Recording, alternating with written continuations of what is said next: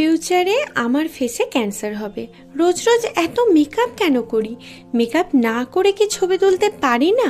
আবার কখনো কখনো হোয়াটসঅ্যাপের ডিপিতে কমেন্ট আসে, এই মেকআপটা একেবারে ভালো হয়নি, ভীষণ আর্টিফিশিয়াল লাগছে, তোকে মানাচ্ছে না। আচ্ছা, আমাকে নিয়ে এত মাতামাতি কেন বলো তো তোমাদের? সব থেকে তো অবাক লাগে তখন যখন যারা নিজের চোখের ওপর নিজে আইলাইনারটুকুও পরতে পারে না, অথচ মেকআপ নিয়ে এদিকে এত বড় বড় জ্ঞান দিতে চলে আসবে।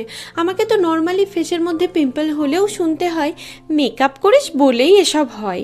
আচ্ছা, যারা মেকআপ করে না তাদের কি কখনো পিম্পল হয় না? যদিও আমার তাদের কথায় কিছুই যায় আসে না, তবুও শুধুমাত্র এটুকুটাই বলবো, মেকআপ হলো আমার প্রফেশন।